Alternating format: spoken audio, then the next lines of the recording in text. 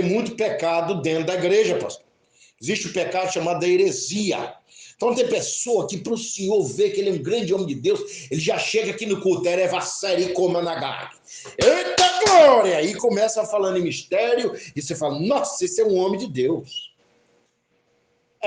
Depois você vai descobrir que está em adultério com um monte de mulher, está roubando, usando o nome dos outros, só não passa chave sem fundo porque ninguém trabalha mais com isso, mas está enganando muita gente.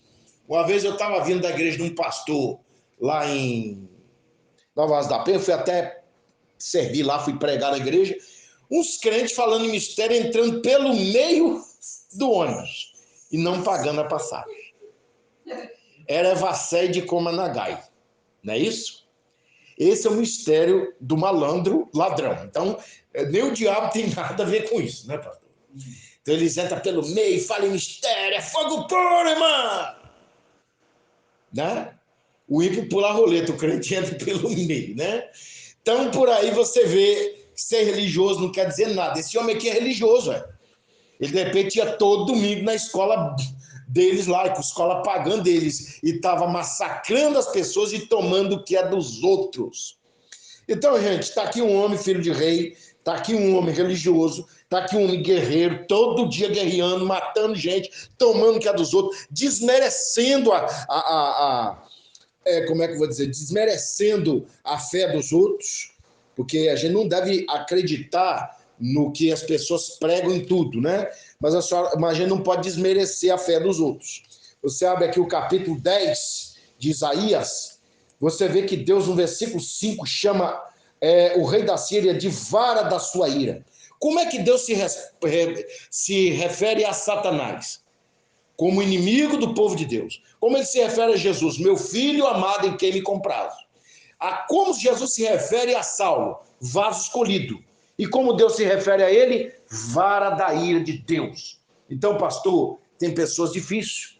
Tem pessoa que ele não pode casar, que o dia que ele casar, ele vai tornar a vida da mulher dele um inferno.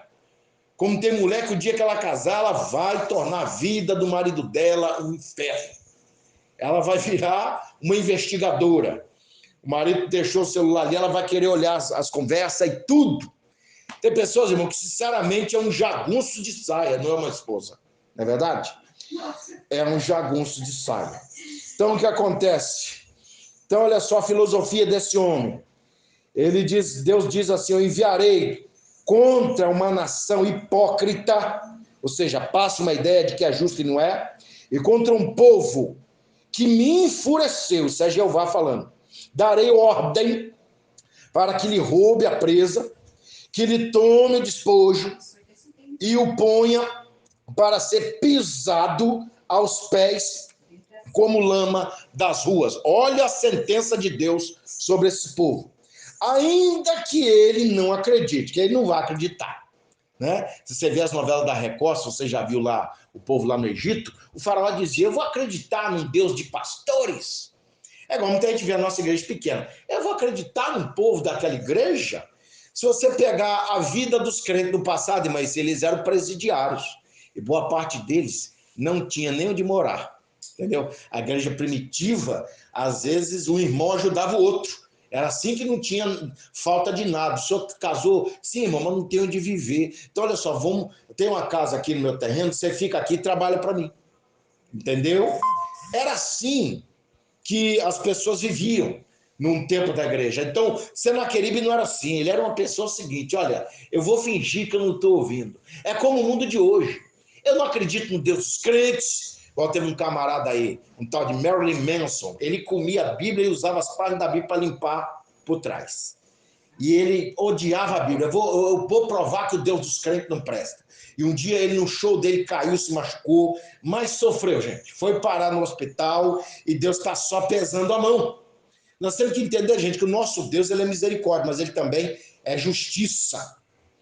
E Deus diz assim, ainda que ele não acredite, o seu coração ainda, imagine, antes no seu coração intenta destruir, desarraigar, não poucas nações. Esse era o pensamento de Senaqueribe.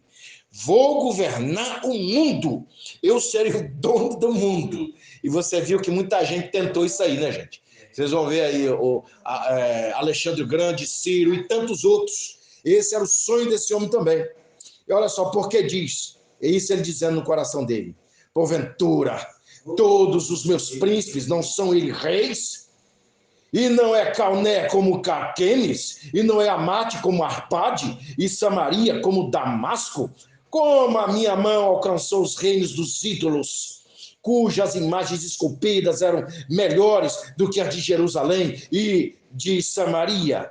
Porventura, como diz Samaria aos seus ídolos, não faria igualmente a Jerusalém e aos seus ídolos? Por isso, acontecerá que, havendo o Senhor acabado toda a obra no Monte Sião, ou seja, tinha um propósito para esse rei. Olha, eu vou destruir eles na sua frente, vocês podem ter certeza. No caso de Samaria, Deus usou o rei da Síria para castigar e devastar a cidade. Vocês estão me servindo. Ezequias hoje, pastor, seria um pastor fiel a Deus. Ele diz o seguinte: aqui eu não quero idolatria. Meu pai transformou esse lugar num centro de macumba, pois eu vou arrancar todas essas imagens de escultura e vou tornar isso aqui uma igreja santificada.